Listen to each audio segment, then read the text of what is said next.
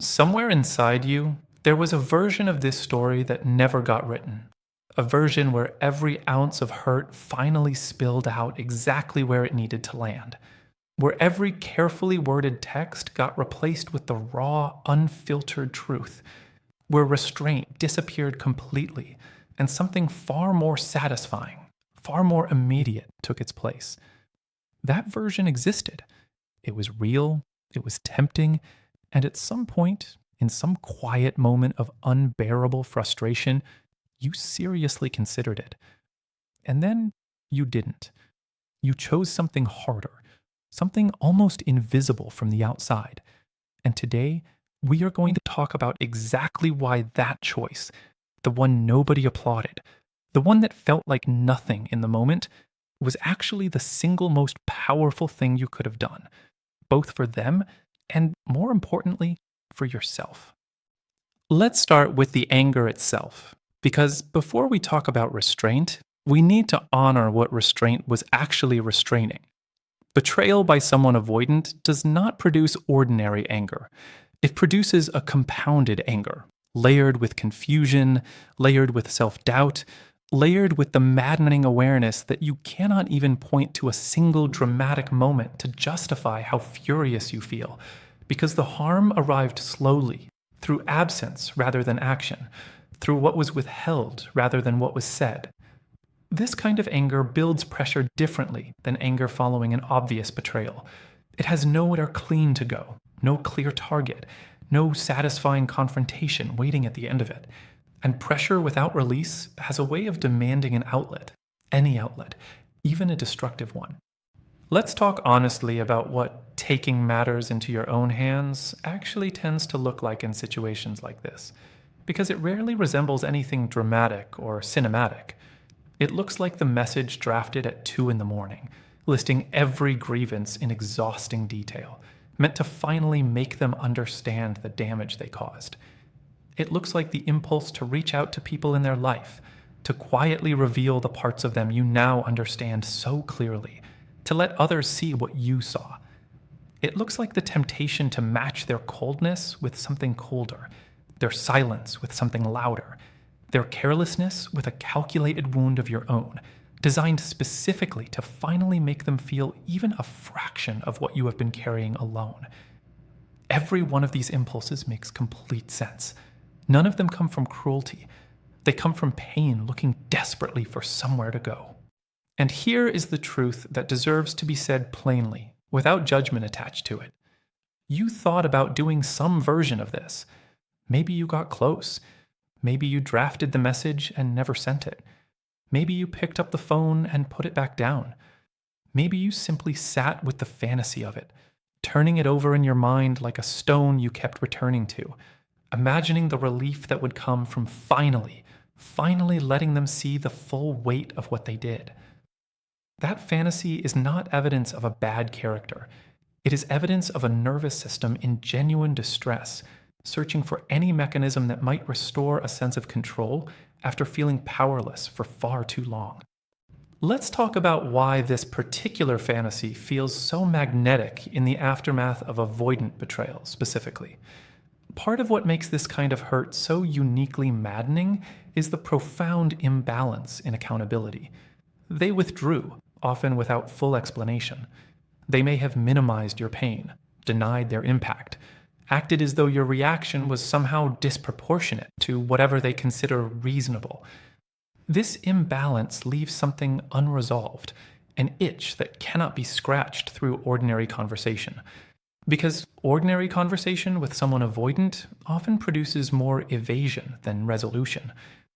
The fantasy of taking matters into your own hands promises something conversation never delivered, a guaranteed outcome, a forced confrontation with consequences they cannot simply withdraw from or minimize away. But here is what that fantasy almost always fails to account for, and this is worth sitting with carefully. The satisfaction promised by revenge, by exposure, by any form of retaliation is almost always shorter lived and far less complete than imagined in advance. This is not a moral platitude offered to make you feel better about restraint. It is a well documented psychological reality. Acts of retaliation typically produce an initial burst of relief, followed relatively quickly by a return of the original pain, often accompanied by new pain layered on top. Guilt, embarrassment, a sense of having lowered yourself into behavior that does not actually match who you want to be. The person who caused the original hurt experiences, at most, a temporary sting, while you are left holding both the original wound and the new one created by your own retaliation. Let's talk about what actually happens, psychologically, when someone follows through on this kind of impulse rather than restraining it. There is a specific and well understood pattern where an initial adrenaline surge, the rush of finally acting rather than simply enduring, gets mistaken for genuine empowerment. In the moment, sending that message, making that call, exposing that truth feels powerful, decisive, finally active rather than passive. But adrenaline is not the same as resolution, and once it fades, what typically remains is a strange emptiness, because the underlying wound, the one that actually needed healing, was never addressed by the retaliatory act at all. The wound simply got temporarily distracted from, the way scratching an itch provides brief relief before the itch returns, sometimes worse than before. Let's talk about what restraint actually is, because restraint gets frequently misunderstood as suppression, as denial, as simply swallowing pain and pretending it does not exist. This misunderstanding deserves direct correction. The restraint being discussed here is not the absence of feeling. It is the presence of feeling paired with a conscious decision not to let that feeling dictate destructive action. This distinction matters enormously because suppressed anger tends to leak out sideways eventually, in unrelated moments, in future relationships, in physical tension carried in the body for years afterward. Restraint, properly understood, involves fully feeling the anger, fully acknowledging its legitimacy, while simultaneously choosing not to act on every impulse that anger generates. This is significantly harder than either full suppression or full expression, and it requires a kind of internal strength that rarely receives the recognition it deserves. Let's talk about what you actually protected by choosing this harder path, because the protection extends far beyond simply avoiding an awkward or embarrassing confrontation. You protected your own narrative, the story you get to carry forward about who you are and how you handle pain. Every time someone chooses retaliation over restraint, they hand the other person a piece of ammunition, a legitimate grievance, however small compared to the original harm, that shifts at least part of the narrative away from the original betrayal and onto the retaliatory response instead. This shift is precisely what many avoidant individuals unconsciously hope for when their behavior produces conflict, because it allows them to reframe the entire situation around your reaction rather than around their original actions. By choosing restraint, you denied them this reframing entirely. The story remains clearly and accurately centered on what they did, uncomplicated by anything you did in response. Let's talk about what this protection means for your own self-respect specifically, because self-respect operates on a timeline much longer than any single moment of satisfying retaliation could ever address. Self-respect is built through the accumulation of choices, particularly choices made during moments of intense temptation to act otherwise.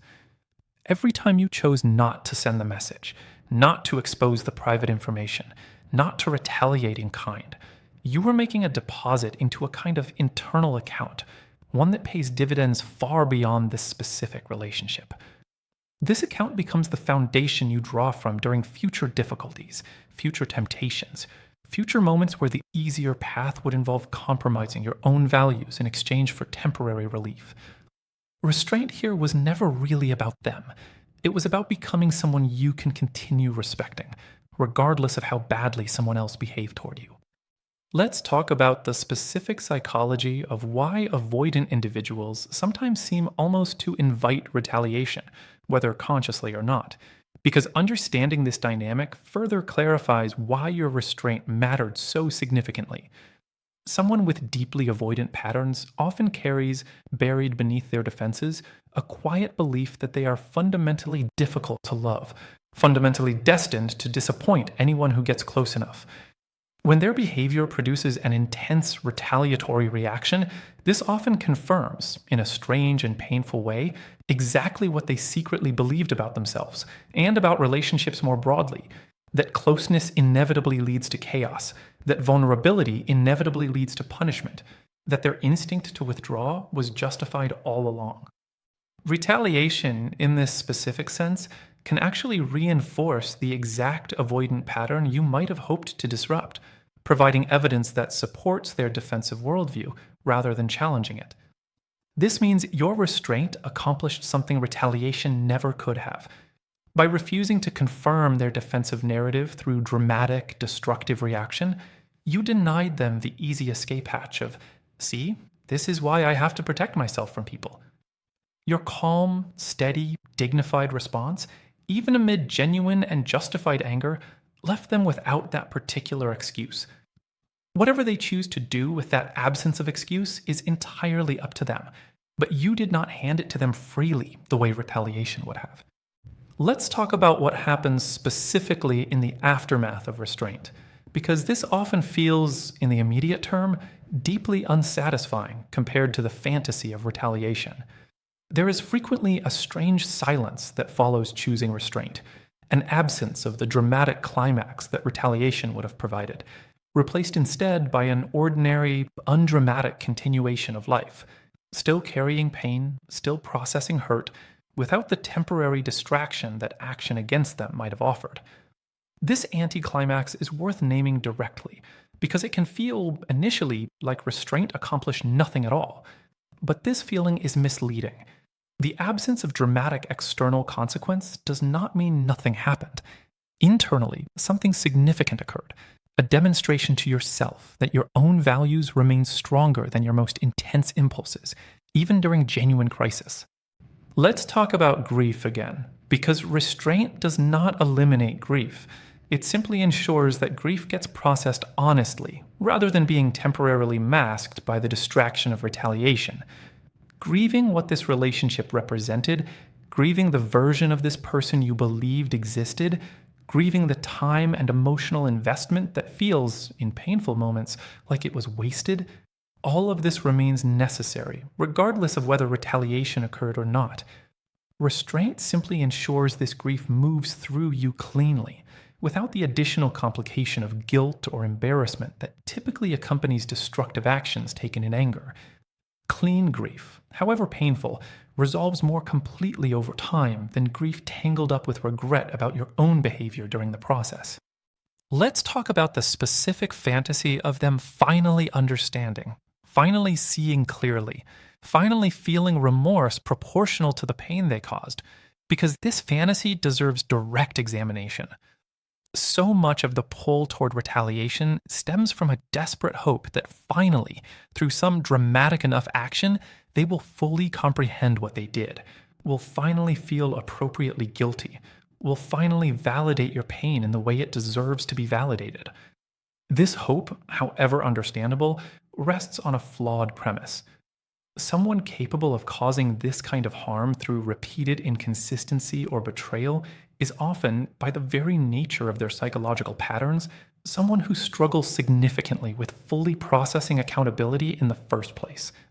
No amount of dramatic action on your part reliably produces the deep, genuine remorse you might be hoping for.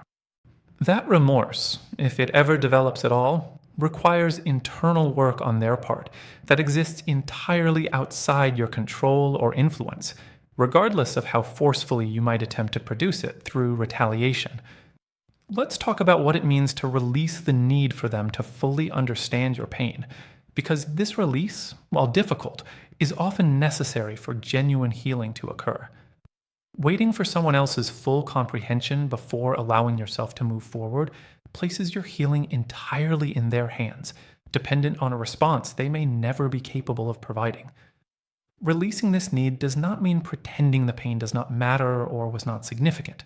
It means recognizing that your healing cannot remain contingent on receiving something from them that they may simply be incapable of offering, regardless of how justified your desire for that understanding genuinely is.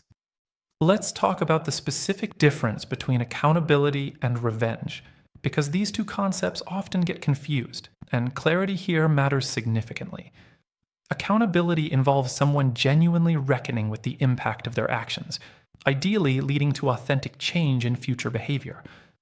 Revenge involves causing pain in return, regardless of whether that pain produces any genuine reckoning or change at all. Many people pursuing what feels like a demand for accountability are actually, understandably, pursuing something closer to revenge, hoping that causing equivalent pain will somehow produce equivalent understanding. But pain inflicted in retaliation rarely produces genuine accountability. It typically produces defensiveness, minimization, or counteraccusation instead, further entrenching the very patterns you were hoping to address in the first place.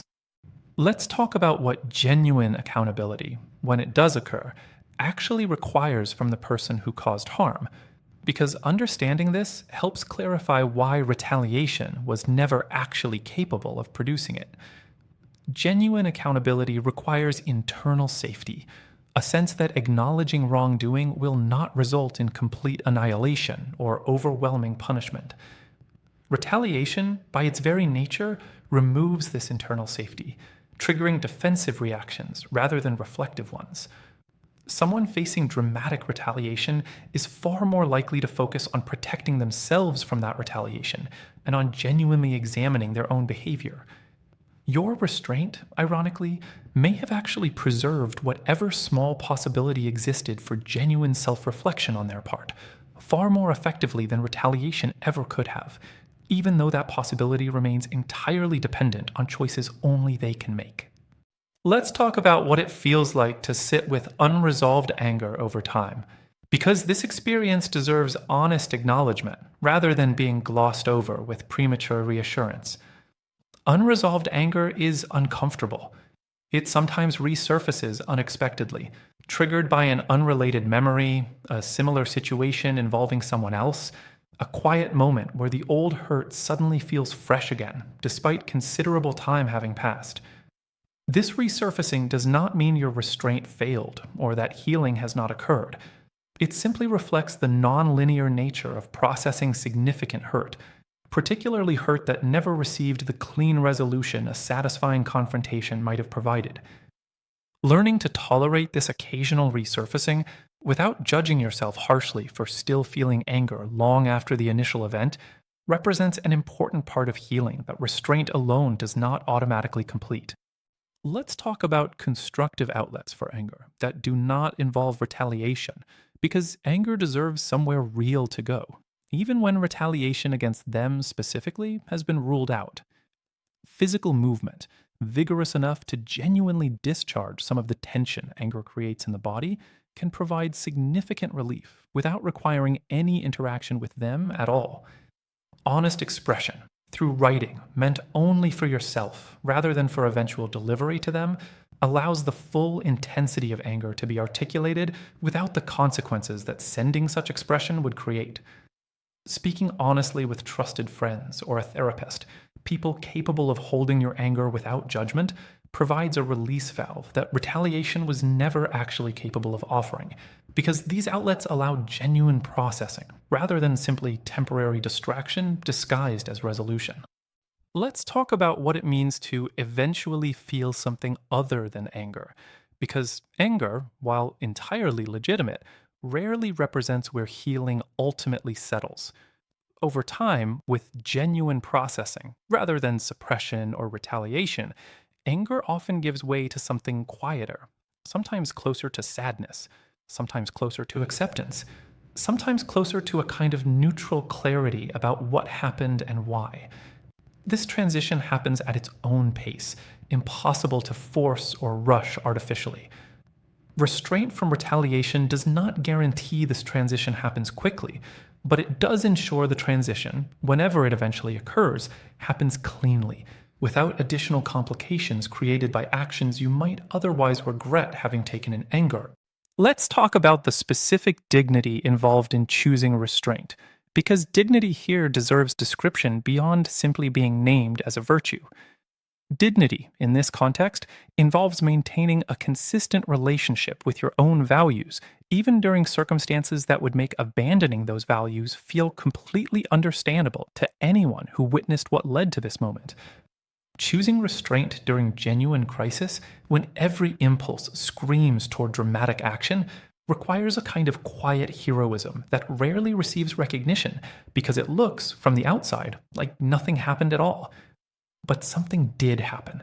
You chose, repeatedly, moment by moment, to remain someone you can continue respecting, even while enduring genuine, justified pain that would have made almost anyone understand if you had chosen differently. Let's talk about what this restraint reveals about your actual character, separate entirely from whatever happened in the relationship itself. Character reveals itself most clearly not during easy moments, but during moments of genuine temptation, when the easier, more immediately satisfying path would involve compromising your own values. The fact that you faced genuine temptation toward retaliation, considered it seriously, perhaps even came close to acting on it, and ultimately chose otherwise, reveals something significant about who you actually are underneath the pain. This is not a small accomplishment simply because it lacks dramatic visibility. It is, in many ways, one of the most significant accomplishments available within this entire painful situation. More significant, ultimately, than any temporary satisfaction retaliation might have provided. Let's talk about what happens to relationships and reputations over time, when restraint versus retaliation becomes the operative choice during difficult situations.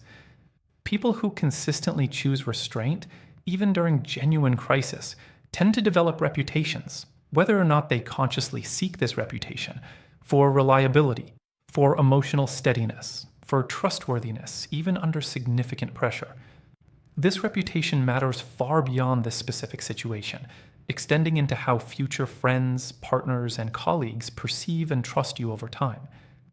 Retaliation, by contrast, even when it feels justified in the moment, tends to create lasting impressions of volatility, impressions that can follow someone into future relationships and professional circumstances in ways that are difficult to fully anticipate at the moment retaliation feels tempting.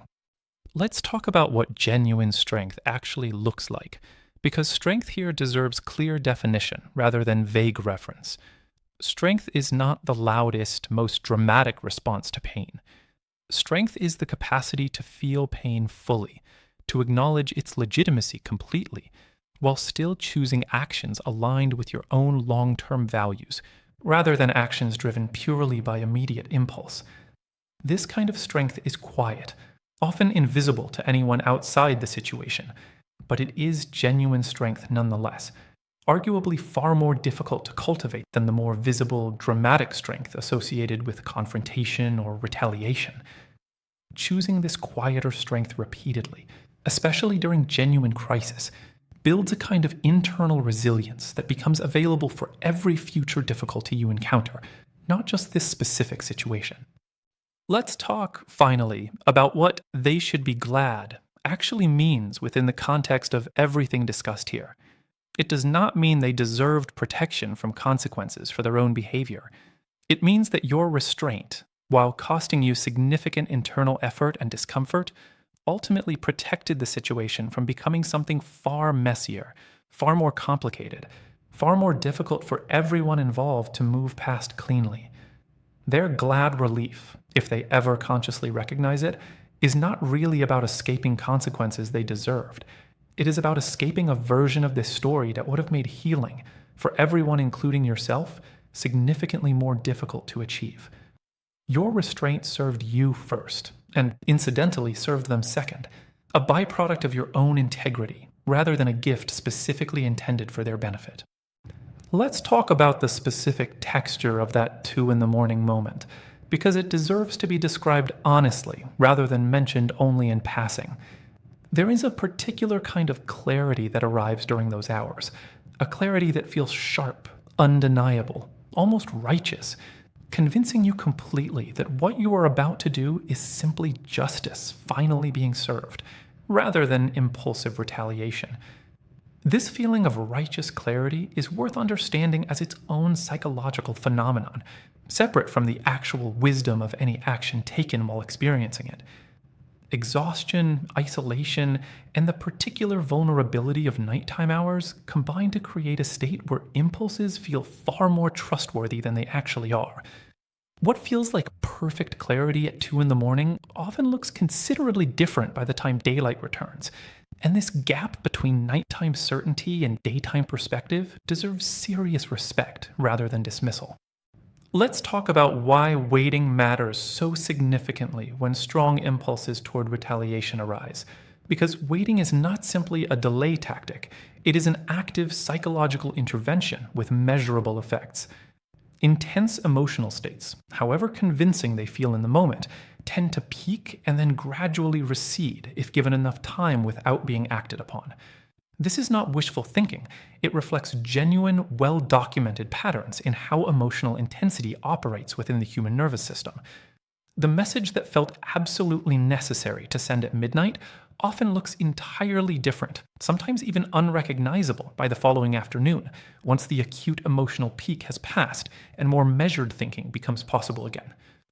Building in deliberate waiting periods before acting on intense impulses is not weakness. It is one of the most reliable tools available for ensuring your actions align with your genuine long-term values, rather than with temporary emotional peaks.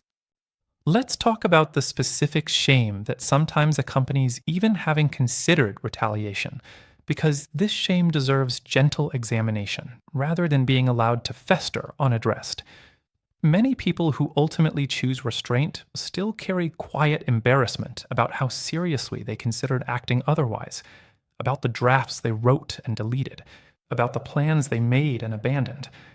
This shame is unnecessary and deserves release. Considering an action and choosing not to take it represents exactly the kind of internal struggle that produces genuine character growth. There's no shame in having been tempted powerfully by something you ultimately resisted. The temptation itself simply reflects how significant the original hurt actually was, and resisting that temptation, however narrowly, remains the accomplishment worth recognizing, regardless of how close you came to a different outcome. Let's talk about what makes avoidant betrayal specifically prone to generating these intense retaliatory impulses, beyond what has already been discussed. Part of what makes this particular kind of hurt so provoking is the frequent absence of any clear moment where wrongdoing gets explicitly acknowledged.